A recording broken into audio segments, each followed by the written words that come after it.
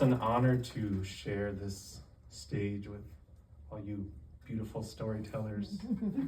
I guess this is kind of a poem, kind of a story, kind of an incantation.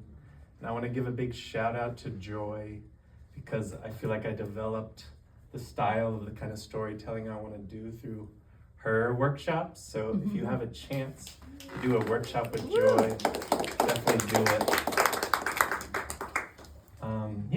So this is called Even in That Little Slip of Paper is a Sky Full of Clouds. And I'm gonna have some accompanying music to go with it.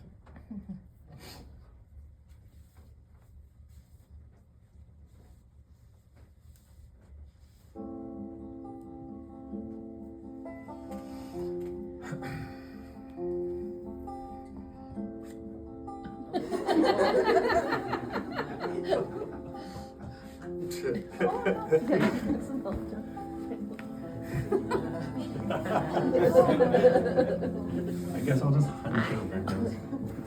What if, when you go to the doctor, instead of handing you a prescription, or at least an addition to, they give you a poem? Let's not kid ourselves, that would never happen. Everything is done digitally these days. They would send it in an email instead. Still, how nice to receive this in your inbox. I am offering this poem by Jimmy Santiago Baca. I am offering this poem to you since I have nothing else to give. Keep it like a warm coat when winter comes to cover you, or like a pair of thick socks that cold cannot bite through. I love you. I have nothing else to give you, so it is a pot full of yellow corn to warm your belly in winter. It is a scarf for your head, to wear over your hair, to tie up around your face. I love you. Keep it. Treasure this as you would if you were lost, needing direction, and the wilderness life becomes when mature.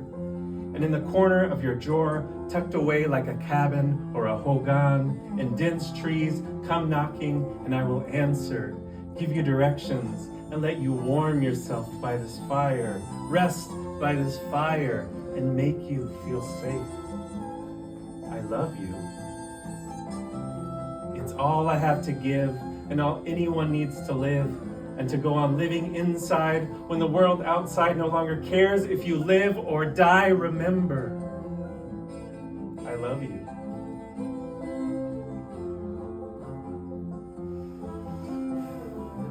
There's medicine in this, no? Art, medicine, used for art service in order to heal the heart. Okay, that last part was corny, I'll admit, but the point still stands. Suffering points to a strangle-held heart. Art helps unbind it. That and a beautiful sunset over rain-drenched hills. Since all art is the voice of the earth and we artists are merely channels. For instance, The Worst Thing by Shalane Harkin. The worst thing we ever did was put God in the sky out of reach, pulling the divinity from the leaf, sifting out the holy from our bones, insisting God isn't bursting dazzlement through everything we've made a hardened commitment to see as ordinary, stripping the sacred from everywhere to put in a cloud man elsewhere, prying closeness from your heart.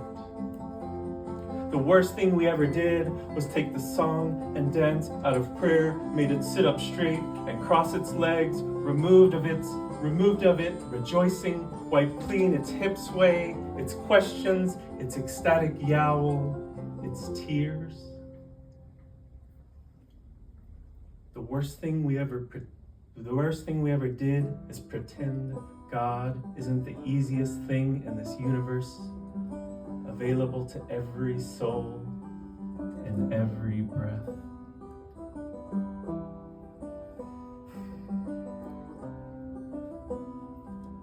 I know many bristle at the sound of the word God. Replace it with whatever you want. Just don't pretend that everything that emerges from Earth's womb isn't sacred. What's your sacred? I'll tell you mine. The other day I was right over there along the river, just by the Southwest School of Art, and this line of ducks came walking along the sidewalk.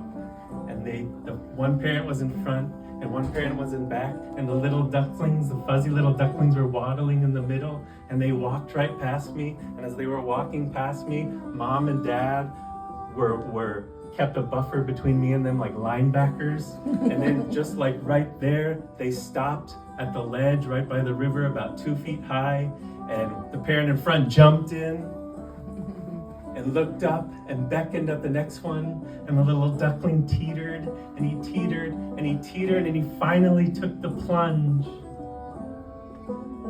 My heart was as stunned as the flailing duckling in the water. How many plunges like that had to happen since Earth's inception to bring the organism of my body to this podium right here today? On this prescription, could we put a reminder that all the atoms in your body came from the explosion of a motherfucking star? Jesus, it's such a burden to feel so much all at once, all the goddamn time. What if, instead of the aquarium in the waiting room at the doctor's office, or at least in addition to, there's a chest of clay, and you slap and you poke and you rub and you knead, and then you look at your hands in motion and you see the same sinews of the women who used to prepare your meals and iron your clothes, and you see them reaching into the belly of a wood-burning stove to readjust split logs. In other words, hands you've only ever seen in your dreams, but you know without a doubt are the same as yours. What I'm trying to say is, your deep feeling, your care for the world, your grief over its conditions is not a pathology. The stripping away of sacredness's immediacy is the real pathology. All the dragons hoarding the earth's offerings are the pathological ones.